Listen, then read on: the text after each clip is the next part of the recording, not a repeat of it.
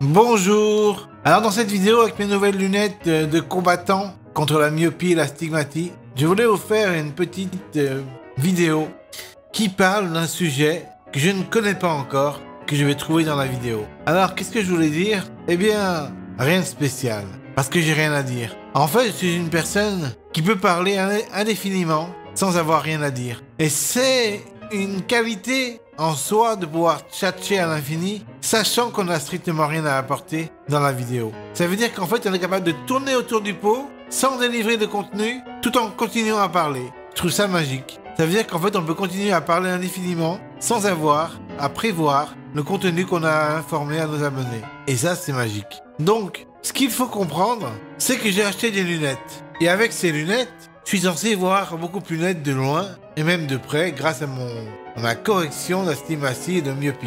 Et c'est vrai, je vois beaucoup plus net. Je vois mon piano super net, je vois tous les détails. Piano, percussions, organes, guitare, basse, orchestra, ensemble, brasse. Normalement, j'arrive même pas à le lire ça. Et là, j'arrive à le lire sur mon piano. J'arrive à voir Sennheiser de mon casque. Normalement, j'arrive pas à le lire. Là, si j'enlève là, je vois strictement rien. Alors que là, je vois tout. C'est magique quand même. Magique de voir à quel point la vue peut être complètement rendue possible grâce à des verres. Trouvez pas ça magique, vous? Après, on peut aussi mettre des lentilles pour voir à 360 degrés. Parce que là, le problème des lunettes, c'est que quand on regarde en bas, on voit des trucs tout flous et décalés par rapport aux lunettes qui voient net et pas décalés. Donc quand on descend les escaliers, il faut descendre la tête, comme ça. Sinon, on voit tout trouble. Et quand on descend l'escalier, on a tendance à regarder en bas, comme ça. Et quand on regarde en bas, comme ça, dessous les lunettes, et ben, c'est flou. C'est flou et en plus, ça fait des effets stromboscopiques par rapport aux lunettes. Donc voilà, tout ça pour dire que faut s'adapter aux lunettes, quoi.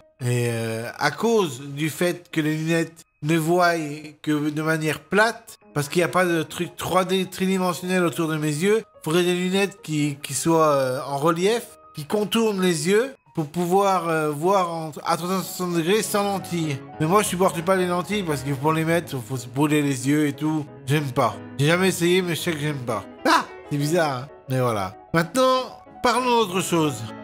J'ai envie de vous parler d'un sujet qui me turlupine. C'est le sujet des gens qui se permettent de poster des commentaires haineux, de dégoût ou de révolte quand je poste des vidéos. Alors ces personnes vont marquer des commentaires genre ce que tu as fait déshonore Johnny Hallyday. Parce que j'ai chanté une chanson de Johnny Hallyday par exemple. Ou alors ce que tu as fait est du gâchis. Ou alors ce que tu as fait...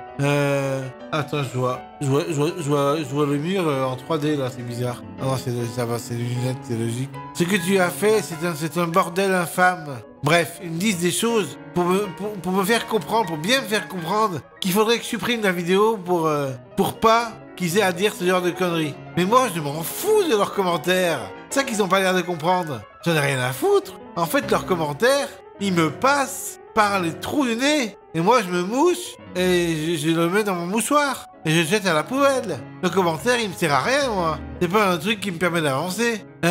Quand les gens me commentent positivement, bah, je remercie, ça me fait plaisir. Quand les gens commentent négativement, bah, je fais pas attention. Ça me sert à quoi de faire attention au négatif? À m'apporter du négatif? Ça sert à rien du tout. Et si vous êtes un créateur de contenu, et que vous avez des messages négatifs, et que vous en tenez compte et que vous êtes émotionnellement impliqué par ce négativisme, vous êtes dans l'erreur. Ça sert à rien d'être alimenté par du négatif. C'est un choix, c'est une perception. Si vous avez envie de choisir le négatif, vous allez devenir négatif. Vous allez entrer dans un processus négatif.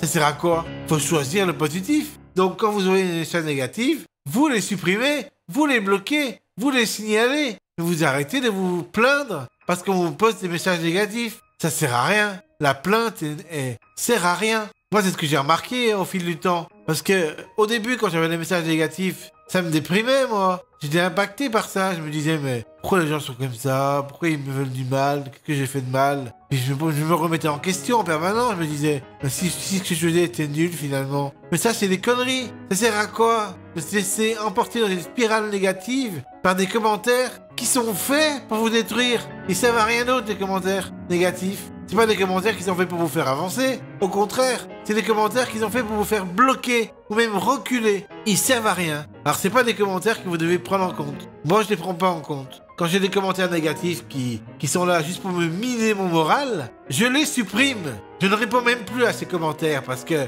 répondre à des commentaires minants, c'est se miner. Ça sert à rien. Parce que c'est rentrer dans une spirale qui est infernale, qui est noirâtre, négative et obscure. Moi, je m'en gratte le nez, franchement, ces commentaires à la con qui servent qu'à vous détruire. Je m'en gratte le nez. Voilà. Je voulais vous informer de ça, que c'est vrai qu'il faut quand même faire face à tout genre de commentaires. Et parfois, on a envie d'y répondre. On a envie de se dire, peut-être que cette personne-là pourrait comprendre qu'on s'est impliqué nous-mêmes pour faire la vidéo. Ce matin, quand j'ai posté la vidéo de pardon de Johnny Hallyday sur TikTok, je me suis dit, je fais quelque chose de bien. Je me suis pas dit, je faisais quelque chose de gâchis ou je faisais quelque chose de bordélique. Je me suis dit, je fais quelque chose de bien avec les moyens du bord, avec ce dont je suis capable de produire. Je sais bien que j'ai des perfections à avoir encore, mais je suis pas un robot. Je suis pas là pour faire un truc parfaitement. Je suis pas une machine. Je suis un être humain. J'ai des émotions. Les gens ont pas l'air de comprendre que j'ai des émotions. Ils me prennent pour un robot. Ils voudraient que je fasse exactement pareil que Johnny Hallyday.